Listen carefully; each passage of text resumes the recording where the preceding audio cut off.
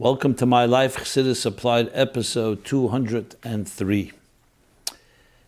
This program is dedicated in loving memory of Rivka Farkash, who passed tragically away today at a young age on the 10th of Adar, a sister of our dear colleague Velva Farkash. Our heart and prayers and condolences go out to him and his entire family. Also in memory of Rashi Minkowitz upon the fourth Yahrzeit, also on the 10th of Adar. May the words we share here, may the effect it has on all of us, stand them in good merit, and may they stand us in good merit as well. It's also a good opportunity to mention that My Life Chassidus Applied, as you know, is a community-sponsored initiative. It's a free public service that we, the Meaningful Life Center, offers. A lot of work, a lot of hours of research and preparation goes into this, and really dependent completely on your support. So please help us and sponsor programs or any type of donation of any amount. Simply go to meaningfullife.com/sponsorship, and you can dedicate a program and support us and help us in any possible way. This is the week of Purim. And of course, we'll talk about that. This Thursday is Purim. It comes with Tainus Esther before Purim, and Shushan Purim on Friday. But before we get to that, I wanted to say the judges are heavy duty, committed in evaluating the hundreds and hundreds of essays that have been submitted in this year's 4th annual My Life Chassidus Applied Essay Contest. So just keeping you posted that we're working hard on it. And every word that you have committed to writing is being respected and treated the proper way to really evaluate and come away with the best essays, even though, as I always say, every essay is a winner. Simply the effort, the hours and hours, and I want to acknowledge the hours and hours of effort that each one of you who submitted an essay has invested in it. So from that point of view, it's a winner for you, for the world, and for all of us, taking an idea in Chassidus and applying it to a contemporary issue. And we will keep you posted as things go along in the next weeks, as we get closer to announcing the finalists and the final winners in this year's contest, including the special student track for students, exclusively for students. We're especially excited about that. So to get to Purim, Purim I've talked about a number of times, just to cross-reference. In the past, I've talked about it in episode 58, 108, and 154, and here's an opportunity to mention all the archives and all the cross-referencing that I do can all be accessed at meaningfullife.com/mylife. There you have the archives, you have the forum where you can submit an anonymous question or comment, as well as a possibility to do a sponsorship, as I mentioned, and as well as the essays of the previous year's contest. So it's a rich array, a resource that you can really make use of. I mentioned a number of times that all the programs are time-stamped. So when you go to the YouTube link of each program, it's time-stamped in the description where you can just jump straight to the topic just by clicking on the name, and there's a exactly what time, what minute it appears in the program, and you can just click on it and go straight there. Okay. So because we spoke about Purim in different angles, two questions actually came in, so I'll approach the Purim, so many different angles to approach. We'll do it through these two questions. One question is like this: what is the explanation according to Chassidus as to how Esther was allowed to be married to Achashverosh? So of course the famous question, the Gemara talks about it, and Mefarshim, the commentaries talk about it. Esther was of course Jewish. She was a niece, and the Gemara explains she was even married to Mordechai, a cousin, depending on the different opinions. She was married to Mordechai. So first of all, how could she go ahead and go to Achashverosh, to another person? Secondly, Achashverosh is non-Jewish. So in all questions, a questionable relationship, the whole thing seems odd that Esther should be able to have, what allowed her to do that? So the Gemara answers in Megillah Daf Tezvav, and different commentaries cited. You can also look in Sanhedrin, Daf Ayin Daled Amud Aleph, and Tosfos there. So what the Gemara answers that this was not her choice. there was a gzeira, which means Achashverosh was looking for a wife, and no one could just avoid that. That was been the penalty of death, and it was not willing. So even though a person has to be Meiser Nefesh on the Gimel Dvarim of Yarig Val Yaver, which includes murder, sexual inappropriate behavior, adultery, and Shvichas Dam and Avodah Zarah, here, so you should say, well, so she should have given her life before, but that's when somebody willingly does it. But if someone imposes it upon you, it's not something you did it under duress, and therefore she was not responsible. But then we find there's a problem, because once we find when Mordechai tells Esther to go approach Achashverosh, and then there's already the question comes, then how do you work with that? That she does willingly. So there's the famous answer from the Nedi Yehuda, and as well as brought another interesting, B'nei Yehuda, I'll give you the exact marker, Tinyana, Yeredeya 161, Kuf Samach Aleph, and in Shalosh Shuvas Marik, Kuf Samach Zayin 167. And they answer that Yarig Val Yaver is when it's about an individual. In other words, if someone says to you, murder someone else and I'll save your life, you're not allowed to.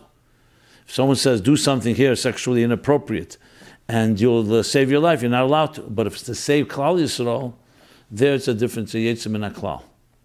So yes, she may have been compromised, as the Gemara explains the details, but nevertheless, because she was saving Klal Yisrael, this entire Jewish people, that was the Mesiras Nefesh that she had.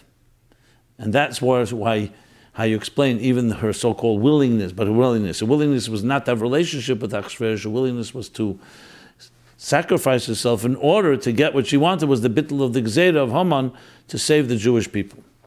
But the question still begs, as the questioner asks, Apich Sidis. Why did God set it up in such a way that it has to be done in such an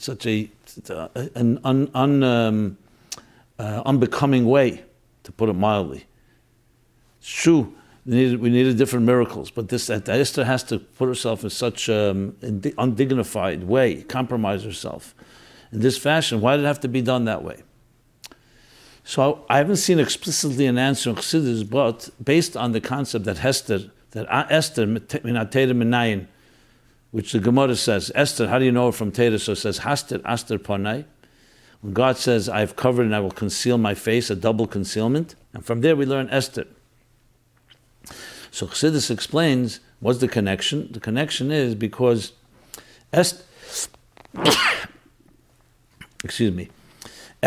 of course, the heroine and the main character in the Megillah, and to the point the Megillah is called on her name, Megillah Esther, is connected to Hester, to concealment. Chassidus talks about Malchus Shoshana, which is Esther, that it's a concealment. It's like the Levana conceals the light. Les la megamar klum. It doesn't have any light of its own. That's reflected in the story of Purim, as opposed to other stories like the story of Chanukah or the story of Yetzias Mitzrayim, of Pesach, or other miracles. They were obvious revealed miracles. The time when the Eden were under the control of Achashverosh, the 127 countries, Medinas that he controlled, was a time of Golus. It was the time between Bayis Rishon and Bayis Sheni, a time of Golus after the Churban Bayis Rishon, the first place of Midrash. So it's a time of Hel and Behester, Golus. And the Gzeira itself, the whole story of Purim, until it's turned around, was a darkness within darkness. Literally genocide of the entire Jewish people and the plot and conspiracy of Haman. So Esther represents the Hastir Astir, the Hester Panim, the concealment of the divine. And the miracle, even the miracle happens through, so to speak, Melubish B'Teva, dressed up in nature. You don't see any obvious miracle that suspends the laws of nature. You see Achashverosh ruled, and then because Vashti fell out of favor, he happened to kill her. Mordechai happened to overhear the conspiracy against Achashverosh's life. Achashverosh happened to be looking for a new wife. Esther is the person he chooses. Everything is set up that with a period of 7-9 years, that Purim, you connect the dots, especially in retrospect, you see a miracle. But it's all through a Hester Panim. You don't see Hashem's name in the entire Megillah for this reason, because you don't see God's hand in a revealed way. It's all in a concealed way. And that's all captured in the name Esther from the word Hastir Astir. So therefore, in her way of saving the Eden, it was not like Moshe Rabbeinu, for example, Mitzrayim, they came with Yad Chazaka, with a strong hand, and with God's clearly sending him as a messenger, and he prevailed over Pari. Here, everything was done in a dark way. that sometimes the Birurim Chassidus explains you have to be able to refine something. Sometimes you can do it Mamayl Lamata, which means you shine a great light from above and you elevate the sparks. But sometimes you have to go b'mukeim hamizbarer. You have to go you have to be mislabish b'levush hamizbarer is the language of Chassidus. You have to dress up in the garments of the thing you need to refine. And because this was the refinement of the darkness of that period, and the darkness of the Gzeira and all that was going on then, you need Esther to also, it's like the Neshama mislabish beguv, the Neshama is dressed up in a body, and in all the darkness of this world, including her being subject to the indignity of having to submit to Achashverosh, and all that happened with that. And Dafka through that hell and V'cheshech, from that comes a refinement that's even deeper than the refinement that comes from above. So that's why it was set up in that fashion, because it teaches us a lesson as well. That there are times where we expect a miracle to come from a higher place and things are not going well, and you pray, you beg God, and God sends a miracle. But there are times where we may be in a situation where we don't see miracles, we don't see the obvious revelation, we don't see the obvious salvation. And yet we should know, even in the darkness, God is there with us. Even in the tzimtzum, in the darkest of dark, there's the Keyach Eliki, there's the divine power that creates Hein Hein Gvuresav. That is also part of God's plan. But it's a very different way of revealing it. It's revealing it within the darkness. That even though it's that darkness, Esther's concealed, and concealed to the extent that she has to leave Mordechai and leave her Jewish upbringing and Jewish background and go into the lion's den, so to speak, Achashverosh, and firstly be against her will, as the Gemara says, under duress Achashverosh came onto her. Then, not even further, she had to do it willingly, because this was the only way to save the Yidden. This was a sign of how you transform. You go into the darkest of dark with all these negatives, and you transform that to that the month becomes a transformative month, and the Purim becomes a transformative day, that teaching us the power to transform even the darkest. Now, this is not a license for anybody to behave that way. In that case, it was clearly coming from Mordechai, from Esther. They were both Nevi'im and Nevi'es, a Novi, so they knew what they had to do. And it was Takelek Shah. But the justification I explained before, because we're either under duress or it's because to save Klal Yisrael. But the lesson is that sometimes we find ourselves in dark places, in situations that are compromising, not against our will, and we have to realize that that too can become a catalyst and a springboard for great salvation and great redemption, which leads to even a greater joy, ad l'yada, to the point that you can't even distinguish between dark and light, because the darkness has been completely transformed. Ad l'yada ben Haman and Baruch Mordechai. How could you compare the two? Not to know the distinction between the curse of that Haman is cursed and Mordechai is blessed. So Chassidus explains, it's not that the curse of Haman is equal to the blessing of Mordechai. It's that the place that you reach is a place that's higher than the structure of good and evil and light and dark, because you get to a point where you have the etzem itself, the essence itself, that comes specifically from this mamat l'mayla, from below up, that work that comes from a Hester and Esther, Minatei Menai and Hester Aster Ponai. And the applied Chassidus lessons are quite obvious, because each of us deal with times when we are in that Esther state. And even that becomes not just the source of salvation, but the whole Megillah is named after her, even though Mordechai was a key person as well. But it's all named after the Hester, because it's in that concealment that you have the miracle, the place where God's name is not mentioned explicitly. From that we transform it to being the greatest, to the point that the Tikkun Ezer says that Purim, you say Yom Kippurim, compares Yom Kippurim, the holiest day of the year, Kippurim, like Purim. And Chassidus explains how you could say such a thing. Because Purim, in a certain way, has an Achdus, a unity that Yom Kippur has, but you can do it through the darkness of the world. And you do it even through Suda, through physical things. Where on Yom Kippur, it's through the Heyinuyim, the 5 oppressions, the 5 afflictions, where we avoid as much as possible this world. Purim does it through transformation. And transformation always requires entering and engaging in ways that often can be even compromising to some extent. Okay, so with that let's move to a question. Next question, another question about Purim is someone asked me, why do we make noise when Haman's name is mentioned? Doesn't that give him more attention? It seems as though we give him more attention than Esther and Mordechai. Thanks and a Freilich and Purim. Very good question. And I'll add another question. We just in Parsha Zocher yesterday, when we read the Parsha before Purim, we always read Zocher Asher Asa Lecha Amalek. Remember what Amalek did to you. And then we say Moche Timche Zecher Amalek. We should erase and double erase the Zecher, the memory of Amalek. Zocher Asher, do we remember what he did? And al tishkach, and not forget? Or Moche, do you erase the memory? So one of the answers that's given, and this can also explain the story with Haman, is we would erase Amalek. We don't remember Amalek, but we remember what he did to us. So the growth and the strength that we derived from Amalek's challenge to us. Amalek, Siddur says, is gematria suffix, doubts. Amalek is kridus, asher karcha baderech, cooling us off, apathy, indifference, throwing doubts, and other things that Amalek represents. So you remember not the actual negative experience, you remember Asher Asalcha, what he did to us, and how we learned and grew from it. So you erase the actual trauma. But the growth that comes out of it, you don't erase. So it's not about putting it under the carpet, anything negative that happens to us. On the contrary, we acknowledge it, and not only that, we even celebrate the growth that came through it. So the Zocher is Asher Asa, and Moche Timche is on Amalek itself.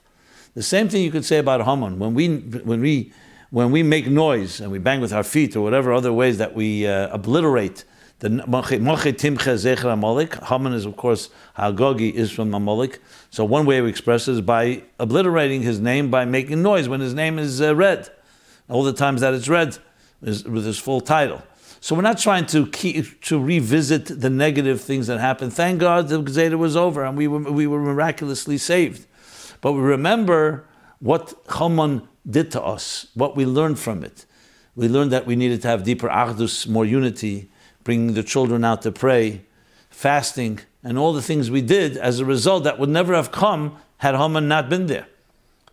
So it's not the Haman that we remember the growth and the results of what the Haman elicited, the strengths, the deeper strengths of Mesiras Nefesh, as Chassidus explains, that the Mesiras Nefesh that the Jews stood that year to withstand the decree that Haman placed upon them.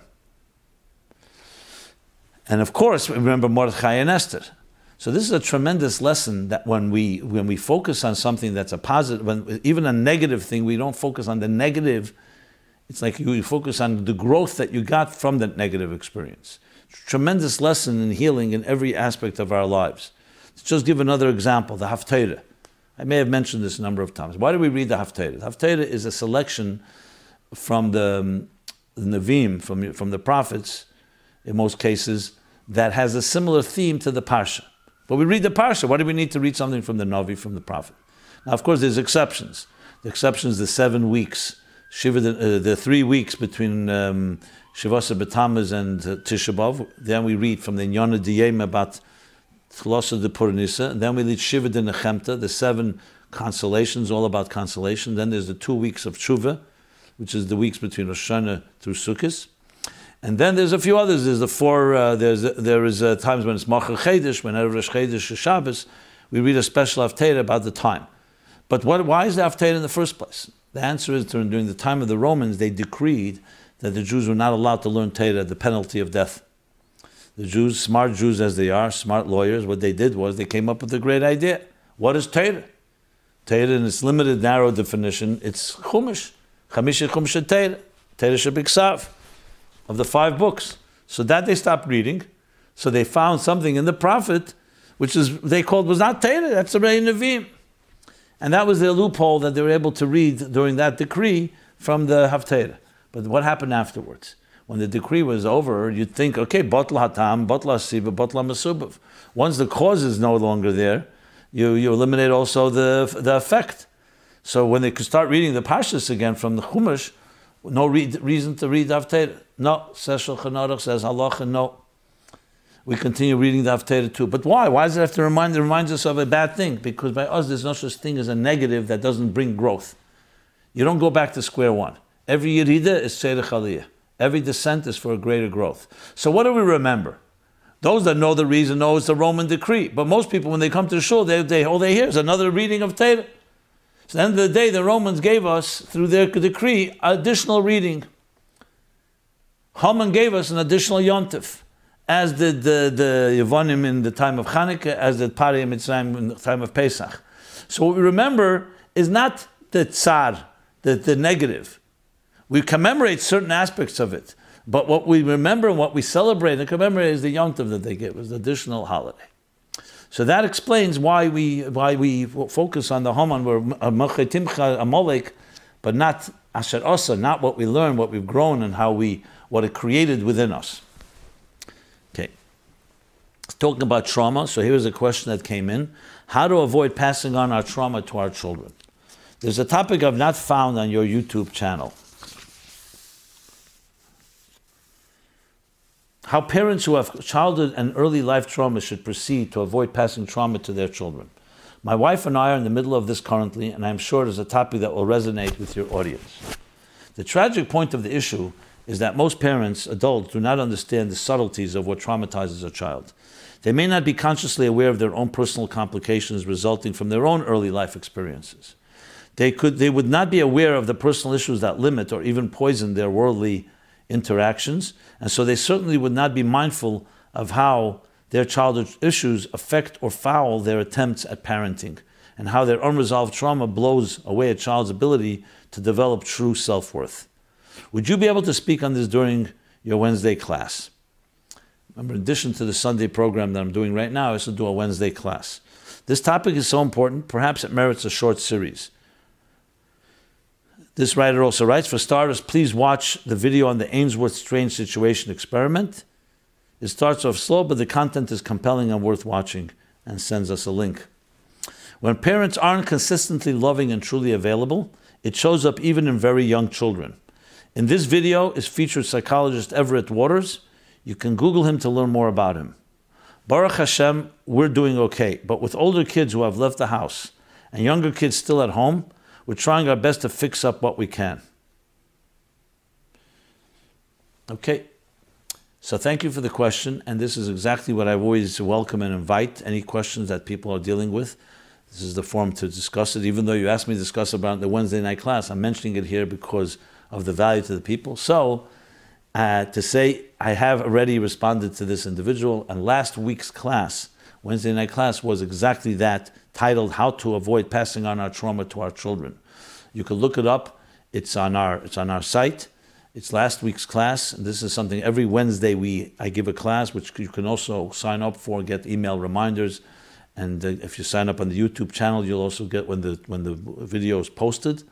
This is a live class. It's streamed on video, both on YouTube and on Facebook, and partially on Instagram. So this was discussed, and therefore I'm not going to discuss it now. I'll refer you again. How to avoid passing on our trauma to our children. Just search for that on our site, and you'll find this topic discussed in over an hour, especially dedicated over an hour class just on this topic. Okay, next question. This next question is relating to marriage, and it goes like this.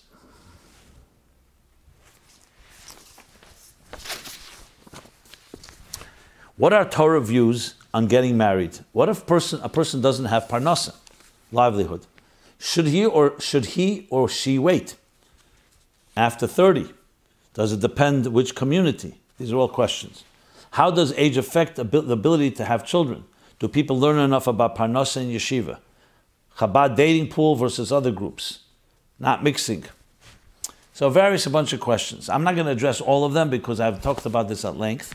And I will give you right now cross-referencing, especially episodes 124 and others about the different aspects of dating and the details around that, as well as just a few weeks ago, episode 201 about a bocher, how is it looked at as a bocher, a student working before marriage.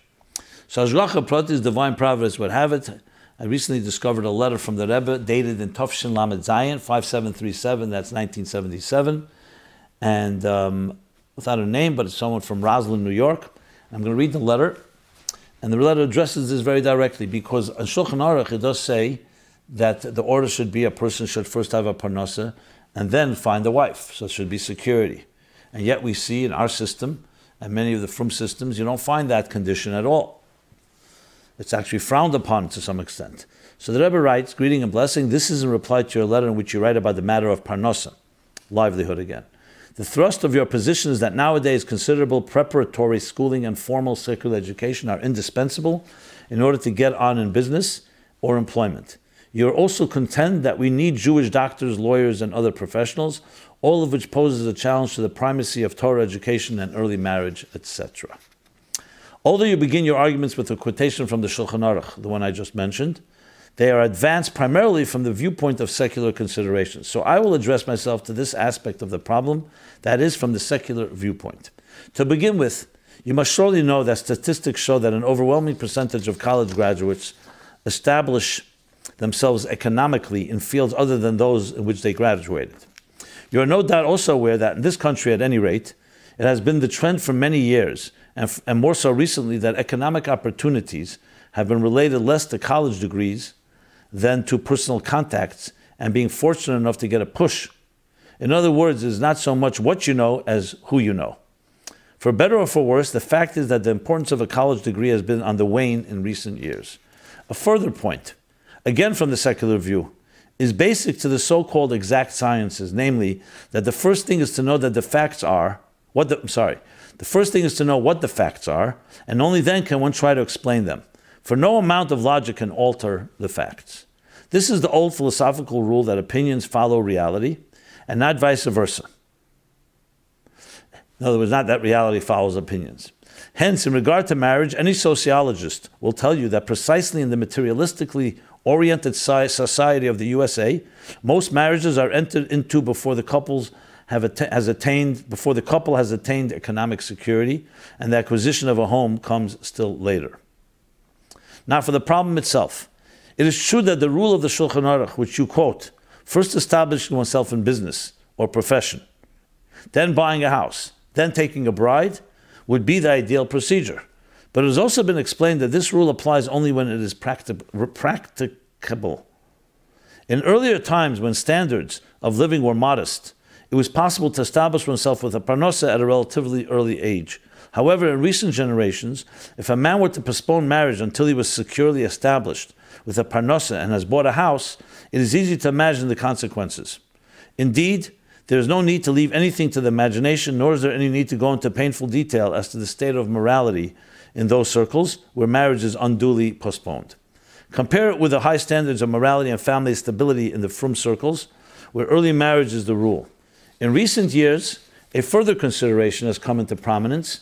We Jews are survivors of the Holocaust, and everyone should do everything possible to counteract Hitler's plan of the final solution, which his heirs have not given up. Anything that tends to reduce and decimate our Jewish people, God forbid, either quantitatively or qualitatively through assimilation and the like, plays into the hands of our enemies. Therefore, a Jew who sets up a home and family early on the foundations of the Torah, a binyan adayad in the fullest sense, which is an eternal edifice, deals a blow to Hitler's heirs and strengthens our people. Finally, there are further points in favor of early marriage. Parents are generally willing to help out their newlywed children until they become entirely self-sufficient. There are various relief agencies, federal, state, and city, with various helpful programs, as well as job training facilities, trade schools, etc., all designed to make life easier in the contemporary complex society. In summary, from every viewpoint, not least from the viewpoint of a healthy moral society, it is not in the best interest of young people and the society at large to postpone marriage until they are fully independent economically, as you seem to advocate. You will surely understand why I cannot share your view. With blessing. Very blunt letter. Anyone wants to receive this letter or any other things we make reference to, please, in our forum that I mentioned earlier, meaningfullife.com/mylife, just ask for, but be specific. You're looking for the Rebbe's letter about, say, the issue of parnosa before marriage.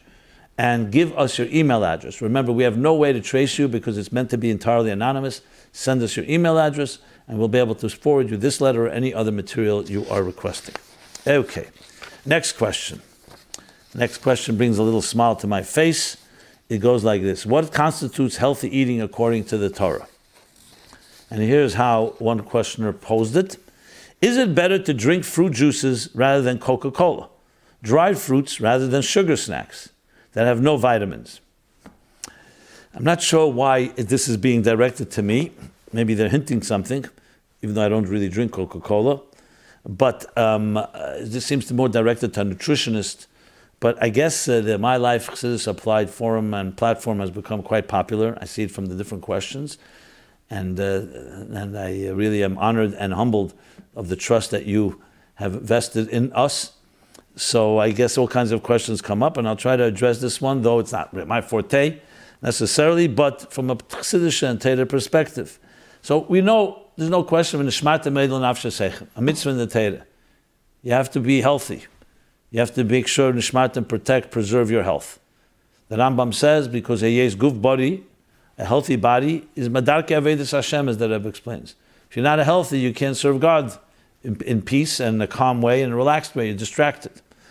In addition to the fact that the body itself is the chosam shel HaKadosh Baruch Hu, it's God's properties. Gave it to us as a gift, so we have to protect it. Like someone gives you something very special, you have to protect and preserve it. And that means that listening to the experts of what is considered healthy form of eating, healthy diet, healthy hygiene, exercise, and so on.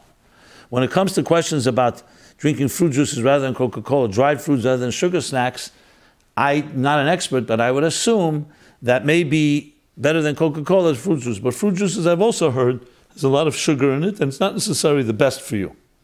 Water is, of course, one of the best drinks of all. But this, again, I defer to the experts, that the Rebbe always says, to go to a Refa Mumcha, or a nutritionist, or a doctor, or someone who can advise better. So I'm not going to answer specifically, but dried fruits rather than sugar snacks, again, seems to be better because it's natural. But the general, in the context of My Life Chassidus Applied, as I said, this is not a nutritionist program, but rather one that tries to live up, that we should live up and apply Chassidus and Torah to our personal lives, and that, of course, includes what we consume. You assume what you consume. And yes, food is a tremendous element of our lives, and that's why Chassidus talks about Adam. A person doesn't live on bread alone, but on the spark of the divine spark. So the food we consume has divine sparks. Therefore, healthy foods clearly have healthier sparks in a way. Or better put, not healthier sparks, because all sparks are healthy, but rather the sparks are not that much trapped and not in any way distorted by the object in which it is manifests. When we say sparks go into, for example, klipas nego or shalosh klipas atmeis, the divine spark is always divine. But it can get trapped to the point like chaticha nas nevel, it could be a piece like a spark that gets so darkened like in a black hole, so the effects, it can be polluted, at least for a while, and by the darkness in which it goes. So unhealthy food would be in that category.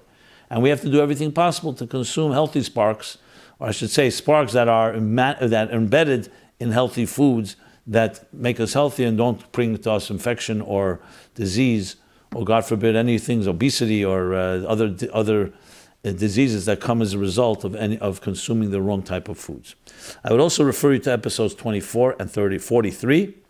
Again, 24 and 43, where I talk about food as well. I also recall, I remember, I think the first year of the essay contest was an excellent, one of the top essays winners was about the Chassidic approach to overeating. And I believe there were other essays on the topic. So you could also find that on our site, meaningfullife.com/mylife. Next question. The person titles it The Concept of Tshuva, but it's a little more loaded than that. Wall of shame forever? If a person has paid his dues for violating others, should he be shamed for the rest of his life? Yeah, it's one of these questions that we always prefer not to have to address, but reality on the ground is one that we must address this. Dear Rabbi Simon Jacobson, I'm always my red lights always go up when someone writes, Dear Rabbi Simon Jacobson, the full title. There are different Jewish watch groups out there that expose adults that sexually abused a person or people, and they are then put on a wall of shame. Once the person has done restitution or prison time, should their photo and information be put up on the wall of shame forever? Isn't there a concept of rehabilitation and tshuva? Should the person be shamed forever? Can't they start a fresh new beginning? shouldn't they have a chance and their family have a chance to live a normal life without being shamed? Is there any rabbinic oversight to their process, and are the people credentialed who are working in this field? Okay. Because once we already announced the class and this topic, we've already received some emails. The few emails I saw were unequivocally also saying, absolutely shamed forever. Anyone who's behaved this way doesn't deserve 1 second of any second chance. So it's the reason that this is not an easy question to respond to is because it's so emotionally charged. And I want to address that first before I get to the actual question.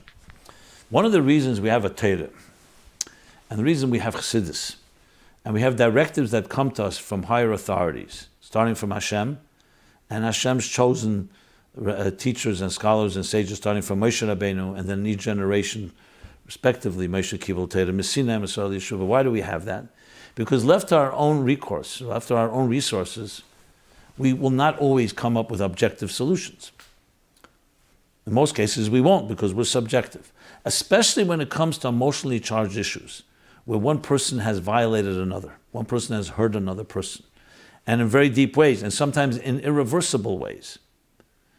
The first emotional reaction is that that person deserves the worst after what they've done, especially if it was deliberate, and especially if it's sustained and ongoing, and we don't have any rachmanis. And therefore, of course, the knee-jerk reaction would be, yes, it's very sad to hear that you're being shamed, but it's worse what you did. And the shame is nothing close to the sin and the crime that you did. And we indeed find, even in the Torah, not as an emotional, the Torah is an objective book that says there are situations where capital punishment is used, not just as a deterrent, because the person, as way Chassidus would put it, has essentially lost their right to live, because they killed themselves by killing another person, or they're a threat to other people. When it comes to this type of abuse, sexual abuse, today we know from experts that it's more than murder, it's ongoing murder. You murder a person once, it's once. Here, a whole life, it could be you're stabbing the person again and again and again. And that's even if you ask for forgiveness. So even if you did tshuva, as we all know, tshuva b'nodam l'mokim. But what about tshuva b'nodam l'chavere? You cause the person damage, permanent damage sometimes. So what do you do then? So the emotional reaction and inclination we all know is no mercy at all. And yet we still have to ask ourselves the question, is that the right approach? Is that what Torah would say? Is that what Hashem would say? Is that what Chassidus would say, the Rebbe would say? Now, obviously, we need to use Torah precedents for this, which is why I cite a number of times, when it comes to forgiveness, we have the laws that you're supposed to not be, just like you're supposed to ask for forgiveness if you hurt someone, the one that was hurt is not supposed to was not supposed to withhold forgiveness. Not to be an achzir, and you have to forgive, except to exceptions. The Alter Rebbe brings in Hilchos Erev Yom Kippurim the laws of Mechila. Forgiveness. If you feel the person has not yet been contrite enough, has not yet been broken, has not done tshuva enough, so you have a right to withhold forgiveness, or if you, by giving forgiveness, you yourself will be hurt. You hear that, you say, 1 second. So it's not just, a blanket thing. A person's asked for forgiveness, and they're sincere. The Torah itself is giving exceptions. Why? Because you being hurt, chayecha kaidmin, by a person, even if they did tshuva, but you're being hurt by them, or maybe they didn't do it sincerely. So we see that it's not just a black and white, we just have Rahmanis and that's that. We see in Torah, absolutely, there are punishments that are, as I said, capital and severe. Not because we want to punish someone, but because a person, when you behave in such a way, you've punished yourself. Cause and effect. We'll talk about that later in the program at the end of the Chassidus question. So the Torah approach to this has to be the following. Every person can do tshuva. A person who's hurt another person can do tshuva. That tshuva must include, you can't just do tshuva with God, you have to address the person that you hurt. They have to accept what you're saying. They have to feel that you're sincere, and you have to truly be sincere. I'm always suspicious when I get a question like this, because someone may be on the wall of shame, deservedly so, and they want to get off the hook, and they say, I do tshuva. How long do I have to be punished? Why did my family have to be punished? I understand. But if it's coming from a place like that, that's also quite a negei b'dover. That's why I'm being very careful in responding to this, because I don't want this to be used by somebody saying, you know what, here, Rabbi Jacobson said you have to have Rachmanis. Not that I'm an authority, but that I'm citing the different sources. So the first thing we need to do is a sincere tshuva. And unfortunately, when it comes to this particular crime, statistics show that most people do not admit it. Alcoholism people admit, murder people admit, theft people admit. This crime, for whatever reason, not going into analyzing it, is not easily, people don't admit it. They may admit it if they have no choice in court, so they'll plead guilty, but in their hearts they don't admit it. So have they really done tshuva? Now, we don't know what's going on, Belev, we don't know the heart of what's going on in another person's heart. We only judge by what we see. But still, when you want to look at something of this nature, you have to look at, was real tshuva done? Secondly, were amends made to the people that were hurt? Can we forgive, for example, the Nazis after what they did? Who are we to forgive? The people that were killed are not here. Their families have been hurt. Can they? So you'll say, okay, whatever, these are not Nazis, these are Jews. But it's the same thing. A crime is a crime. And there were kapos, and there were Jewish Nazis, or other Jewish, or Rahman al-Islam, things that they did to other Jews. So it's not about a Jew thing, it's about the crime. So if someone can say and establish that they've truly done tshuva, and they made the amends, that a person is ready to forgive them that's been hurt by them, which I tell you right now is not going to be that common, then perhaps if the person who has been hurt says, I stand up and say, I would like that person not to be shamed further, maybe. Would I advise a person like that to say that? You have to bend over backwards to say, are you just doing it to be comfortable? Or guilty, or you're weak, or is it coming from strength? Is it healthy for you to overlook and ignore what happened, or even if you've grown from it? So this is a very complicated question to answer, and I'm not going to clearly answer it black and white. Because yes, posed that way, does anyone deserve to be shamed forever? No, I would say no one deserves to be shamed forever, but no one deserves to be hurt forever either. So perhaps that is the solution. Now, is there collateral damage? Why should a family have to suffer? Why should others, by extension, are they not guilty by association? But something in life, that's sometimes what people do. They destroy their own family with their behavior. And maybe people should take that into account as a deterrent. The bottom line is the damage done, the injury, the wounds done by sexual abuse are very deep. That's what people have to come to terms with. Do not minimize it. The minimizing of it is a crime. If you don't minimize it and we face up what exactly it is and its effects, then maybe healing can begin. But unfortunately, I find that most people minimize, ignore, avoid, or try to get away with it. So yes, some people have sat in prison. They come out of prison. So today in the United States, they need to report where they live, and it's all public knowledge. Sex offenders are reported, and you can know exactly, you go online, where they live. Some people say that's very harsh. But the question is whether there's still a threat. If there's still a threat, should the families that live near them should not know that there may be a threat there? So who determines if there's a threat? That's why it's so complicated, because it's a sin that does not go away so easily. And it's sad, but there are things like that that are a constant threat, and we have the din of a reidif in Torah. Reidif is somebody running with a knife in his hand. There you don't have the questions of Rahmanis, you do whatever it takes to make sure the person doesn't hurt anybody. So that's why this issue is a very complicated one. Now, I'm not here, I don't represent any Wall of Shame or any of the organizations that do this. I'm not here to tell you what their criteria, not criteria. I'm addressing the issue at its merit. So my answer is everybody can do tshuva 100%. But this issue, whether you will have the sign of Cain, the sign of Cain on your forehead the rest of one's life, sometimes that's what happens when something's like that. Is it fair? Life is not fair, but the crime was not fair. The crime is worse than the shame, I would say. So I don't say anyone deserves it, and we cry over it. We're not celebrating, we're not happy, but we have to take into account all the factors here, not just the person who did the crime, but also the people who were hurt, because they are ultimately the real victims. For the criminal to start crying that he's the victim, or she's the victim because they're on the whole wall of shame, to me that's somewhat of a distortion.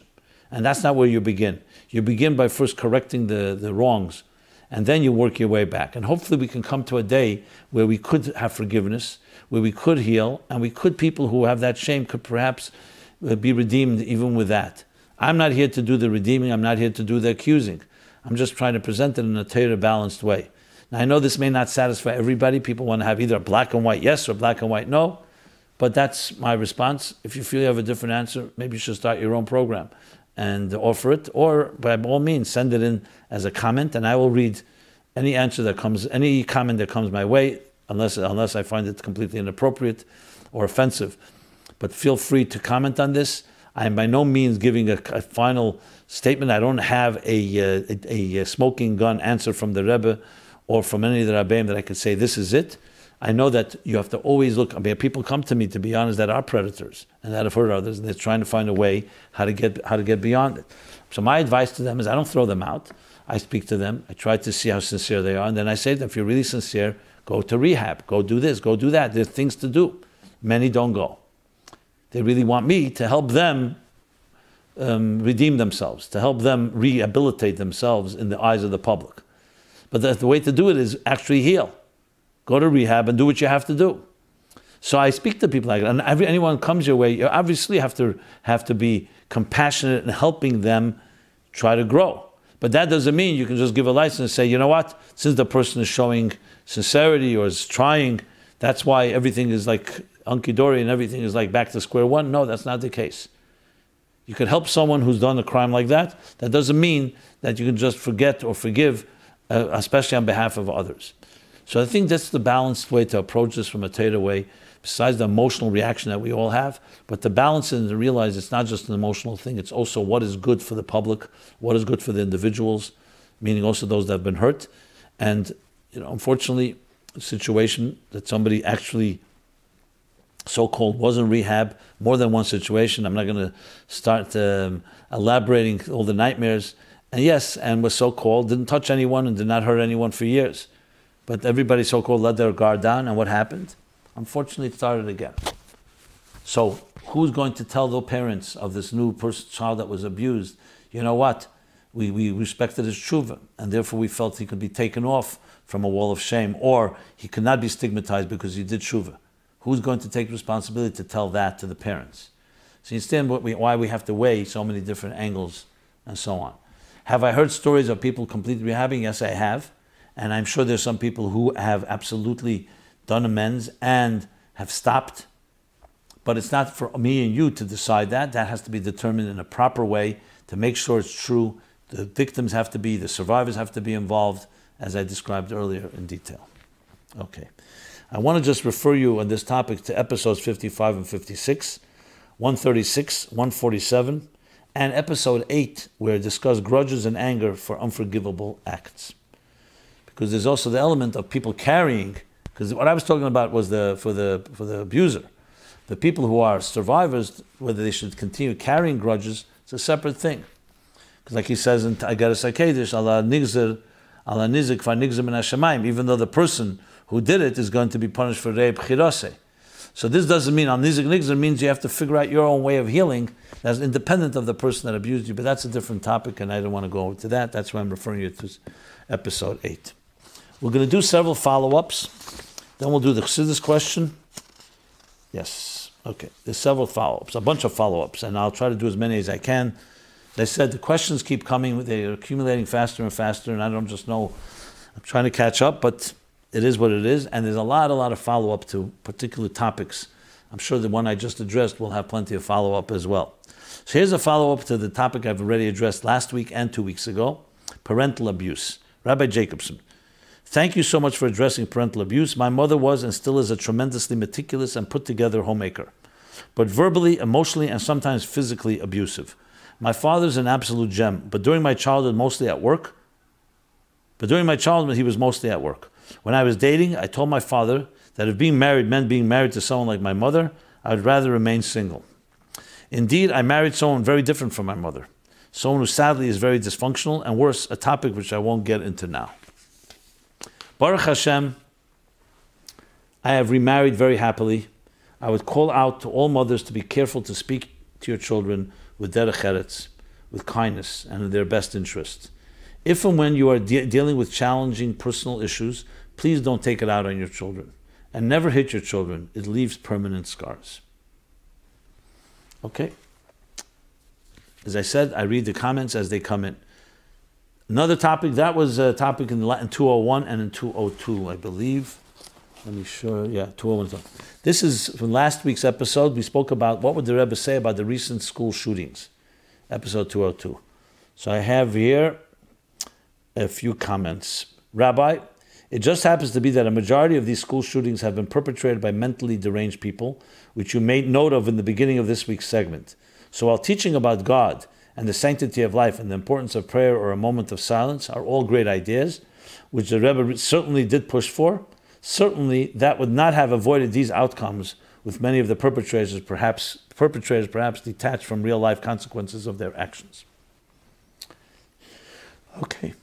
I have no comment on that, except what you're saying.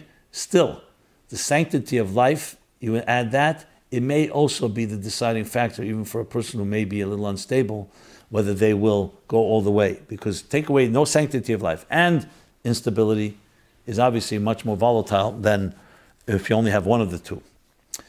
Another person writes, yesterday, Beis Adar, was the yahrzeit of Mrs. Pesha Lapine Hashem Yinkum Doma. This is what the Rebbe said after her shiva. As for God holding precious the self-sacrifice of a Jew, it's enough that Jews are in exile over 1900 years. May God spare us from all further sacrifices and immediately send the redemption and the resurrection, at which time she and her children will be joyfully reunited. We are still waiting ad Mosai. Okay. Another person writes, children need more siblings. The Rebbe encouraged families to welcome multiple children. Rabbi Jacobson mentions the loner. I wonder if children growing up with siblings have a less tendency to be loners. Rabbi Jacobson mentions responsibility. It is likely that a child with siblings will grow up with responsibilities from early childhood. It goes without saying that taking God out of the schools has had a negative impact. And the Rebbe's plea for a campaign for a moment of silence echoes in an empty space left to be filled. But the Rebbe also spoke about families having more children. Children growing up with siblings are more likely to have respect for the sanctity of life, to develop responsibility, and to adapt to society with goodwill. Okay. I spoke much about moment of silence, which is why many people are referring to it. Another, Moshe. Before the Rebbe agreed to a moment of silence, the Rebbe strongly advocated prayer in the schools. He spoke sikhs about this, even recommending a constitutional amendment for it. The Rebbe quoted that the Constitution was written for the people and by the people. That is true, but the Rebbe then did change the position because of the laws of the government separation, church and state. Instead of a spoken prayer, it should be this moment of silence. Okay. Someone else responds to that. I didn't know the Rebbe had asked for prayer. It makes so much sense. Another writer writes about this topic. I heard some people say that part of the problem is God is not allowed in the American public schools. Some people are wrong on all counts. Their premise is wrong, their reasoning is wrong, their conclusion is wrong. Other than that, it sounds like there's some people to whom Trump listens. Okay, well, I absolutely disagree with you, with all due respect. Number two, this person writes, oh, look, a smug leftist. Premise, no, sorry, this is someone responding to this guy or woman. Oh, look, a smug leftist. Premise, reasoning, conclusion, all wrong. And Trump is at fault. I wrote this comment, this person writes, because I'm very smart and very amused, definitely an observer and not one of you. Okay, I'm not really sure where this is coming from. I'm just reading. We have many different followers and listeners, so there's some of the listeners. Another topic that I'm following up on is about, I spoke about reading secular books last week, so someone writes in episode 202, Hi, Rabbi Jacobson, words cannot express the meaning and worth of your great work. I hope more people, especially mashpiyim in yeshivas, learn from your approach to Chassidus and its understanding of every situation life may bring. Number one, you mentioned regarding reading secular literature, addressing life's challenges, that obviously better not to, and in exchange delve deeper to search for answers in Chassidus, although the language might be harder.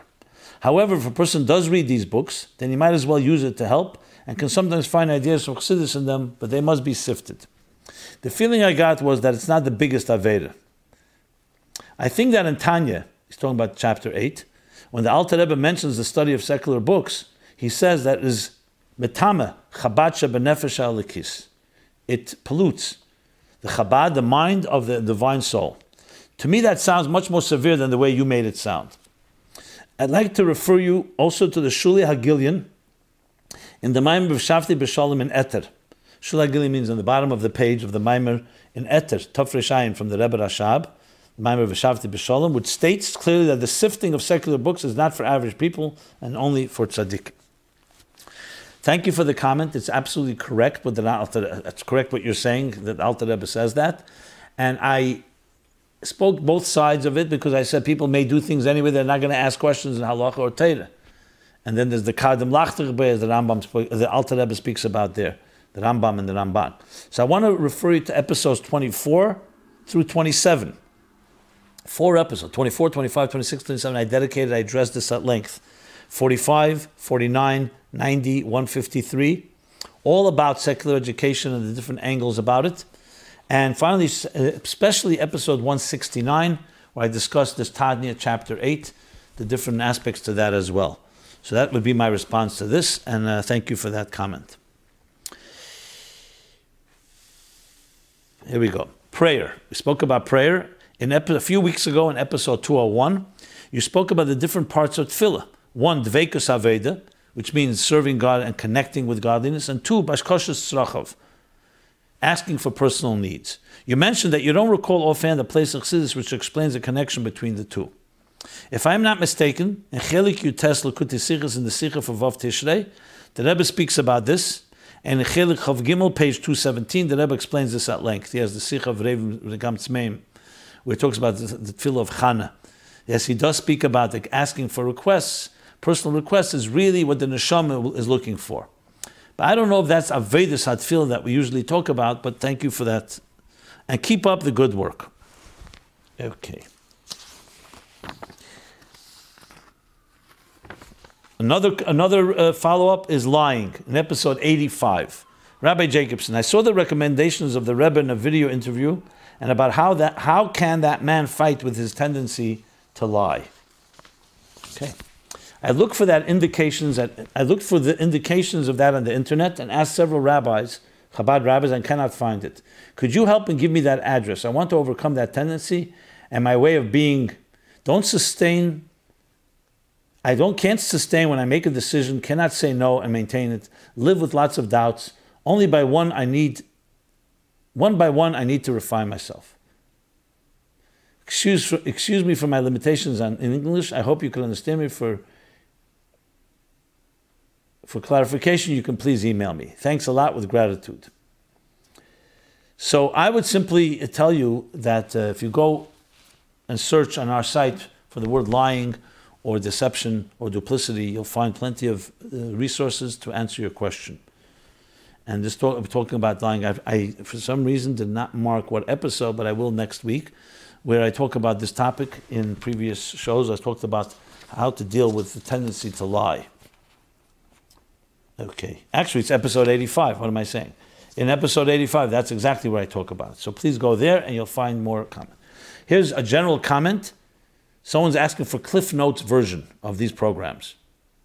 Nice videos. I just don't have an hour, and sometimes an hour and 15 minutes. Someone else responds, I can relate. What I do is firstly break up the video into topics by times, listen for a few seconds, catch the topic, skip 5 minutes. If it's still the same topic, skip another 5. If it changes, I go back a bit and see where the new topic started. This doesn't take more than a minute or two. Then I go to the topics I want to listen to, hear the beginning, the question, skim through some of the explanation, and listen to the conclusion. Depending on how much depth I want to hear from each topic and how many I want to listen to, 10-15 minutes is sufficient. About Cliff's Notes, whoever would write up a summary of essential points would be my angel. Okay, interesting. Look, I try to do my best. This is an hour, sometimes hour 15 program. And yes, but I do not focus on one topic for an hour and 15 minutes. I speak about topics 5 minutes, 10 minutes, some 15 minutes. And obviously everybody has to take customize it to your needs. I mentioned again that there's timestamps. You don't have to go do all this process. You can find the timestamps by topic. But I wanted to read it just in case other people want to weigh in on this. Let's now go to the Chassidus question of the week. This is following up a topic we've been talking about, the goodness of God, in the last weeks. So someone writes, Hi, Rabbi Jacobson. Thank you very much for addressing the God is good topic. That was in 202, episode 202 and episode 201. I wanted to ask a related question. When talking about Hashem, a friend of mine tends to speak about him in a very daunting and scary way, saying things like, because of one's actions, there are repercussions, and one might burn in hell for the negative that one does, etc. I don't claim to know exactly how Hashem relates to us. However, following the ways of Chassidus, the Rebbe and the Mashpia, I get a much more beautiful description as to who Hashem is, quote unquote. I very much value the way you clarify certain misconceptions and perceptions, and wanted to know if you could address the subject. How and what would be the way Chassidus lends to view Hashem? Lahavdil. No, how Chassidus lends to view Hashem, to view Lahavdil hell, and its role in Yiddishkeit and other such topics. A related question that also came in is Midah Keneged Midah. Dear Rabbi Jacobson, how would one view Midah Keneged Midah? That's tit for tat, through a Chassidus lens. When I do something wrong, should I expect Hashem to punish me? Is it a tit for tat relationship with Hashem? Okay. So related question, I will refer you to episodes 6, 73, and 104, where I spoke about this, as well as episode 92, where the Chassidus question, is there anthropomorphism in Atzmus? Can you attribute to Atzmus, to Elokus, to the Eibishter, these human type of tendencies? The answer is absolutely no. The way we use them is a Shema Mushal, or it's called Teira Dibra B'Loshen B'nei Adam. The Teira speaks in the language of man. So we say God gets angry, it doesn't mean angry like we get angry, out of control, or upset. And the Chassidus talks at length that there's no shinui, mani Hashem le'shanisi. So what does anger mean? Anger is a state of being, of let's say, divine detachment. Divine simcha is a divine attachment. So what's really the heart of healthy anger or healthy joy? It's connected, less connected. And all these perceptions, all these negative words that many people associate, and this is a very big topic, many people knee-jerk reaction to things called religious, God, Torah, Judaism, are words, all negative words: guilt, anger, punishment, retribution. So it leaves you a taste of there's nothing positive about it. Chassidus comes and explains that there's a neshama to Torah. So all these negative words are really our own misconception. Let's start with the idea of schar and einish, reward and punishment. Is it in truth? Why does God want to punish us? Why would He want to punish us? We're not even on the same level. And most people think of it like a principal in heaven, principal of the school, coming to punish. So the Shalach explains, and Chassidus cites, that reward and punishment, there's two opinions. There's an opinion that it's gula, but there's an opinion that it is sibah mesubav, cause and effect. When you put your hand in fire, is that a punishment? Is the fire punishing your hand? No. It's the nature of the world that when you put your hand in fire, fire burns. The Torah, with which God created the world, it's a blueprint for existence, tells us when you behave this way, you are sustaining and nurturing and nourishing yourself. When you behave and do that are inappropriate, you're burning yourself. The Torah is not a punishment. God is saying, do this, I'm going to punish you. You are punished because you are created. We are like a machine created by a cosmic engineer. And the operator's manual says, when you use the machine like this, the machine hums along beautifully. You do the wrong thing, the machine will get damaged. You pour liquid inside of a keyboard, it's going to get damaged. It's not a punishment. It's the rules of existence. The Torah is teaching us to align ourselves to be the healthiest possible human being. When Mashiach comes, that's what will be the case. That's why there will be the eradication of disease and illness and infection and death ultimately. When a person does the wrong thing, it actually causes like toxins that become like a spiritual bacteria and infection that hurts you. So when you're breathing oxygen, which is compared to Torah, breathing oxygen like water, we need water to sustain us. If you don't drink the water, you're gonna be thirsty and you can die from thirst. So these are all examples that we're dealing with a cosmic order that's about cause and effect much more than the word punishment. I wouldn't use the word punishment. I always cause and effect. There are consequences, like with the fire that I described. Or if you put your hand in good things, it'll make your hand healthier. The same thing is with all the other words. This anger, this guilt, all the negative aspects, neurosis, fear. Fear is a big one. Fear, is it like fear when you're walking down a dark street and trembling because a thief may come, a mugger may come behind you? Is that what the fear of God is supposed to be? No. Fear of God is awe of God.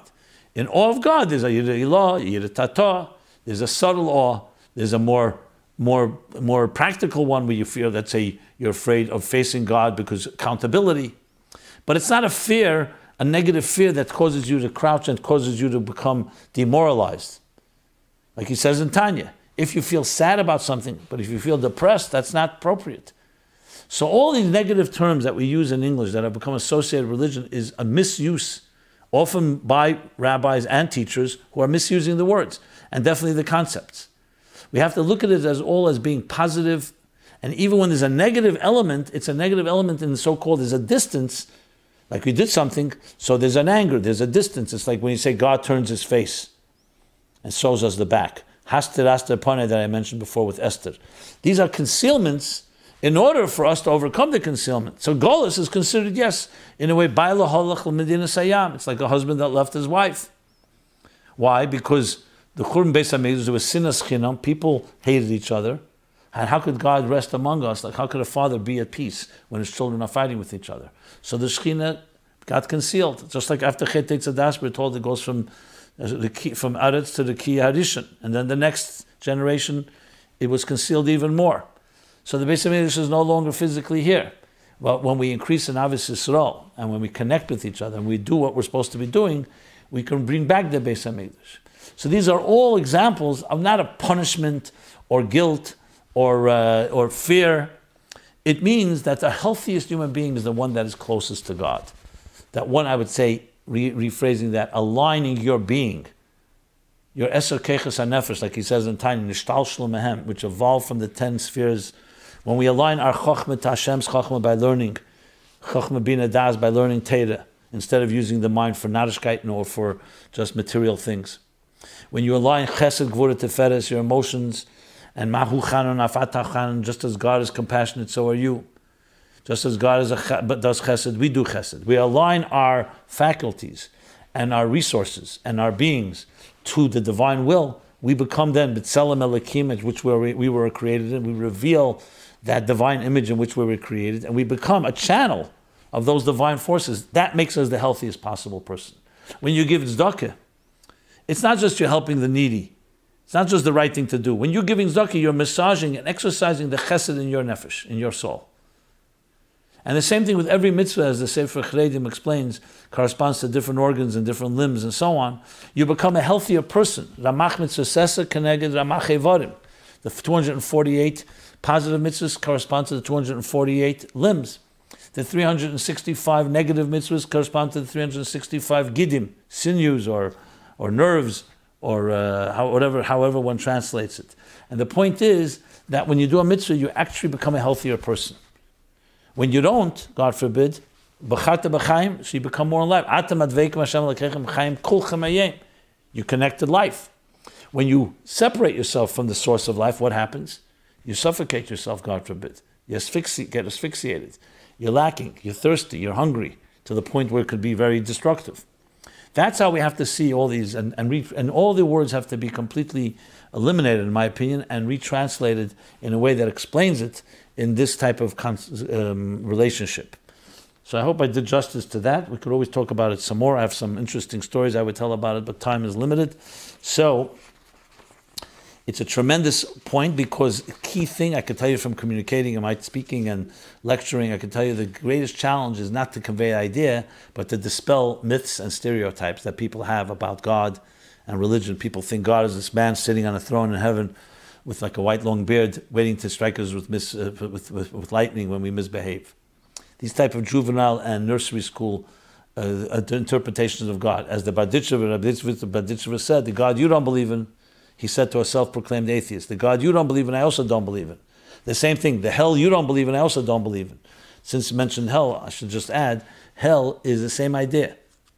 Hell is, what is that? Burning, a physical burning. Hell is a place that's cleansing. That when you have, let's say, a blemish, or you have something that you can't just get away, you need to sometimes burn and cut in, create surgery to get it out. The surgery is painful. You have to get a splinter out. So that again has to be seen as something when we have these type of things, type of negative things, hell ends up being actually a healing force. But sometimes healing is painful. The Kotzker Rebbe says that hell is heaven for those that don't know they're in heaven. So that's another way of looking at it. It's like a person who doesn't know where they are, so they're like lost. So all these concepts and ideas can all be explained in a very beautiful, eloquent way. Even the negative things can also be explained in that fashion. Okay. I want to conclude with what I began, that please remember that My Life Chassidus Applied is a community-sponsored initiative. We really depend on your sponsorships and donations to make it possible. We put a lot of work into it. Please reciprocate any way you can. To go to meaningfullife.com/sponsorships and sponsorship, I should say. And with that, let me conclude by wishing everybody a very freilichen Purim and freilichen Shushan Purim. That we should all together always celebrate in the Eifin of Adela Yada Lamaila for Kol Hagbolas from all limitations, and we should be blessed only with simchas, revealed simchas, till the real simcha of simchas Elam al Reshim and the Gula Amitis Vashlema. This has been My Life Chassidus Applied, episode 203. Every week's 8 to 9 Sundays 8 to 9 p.m. Have a very blessed and freiliche Woche and a freilichen Purim.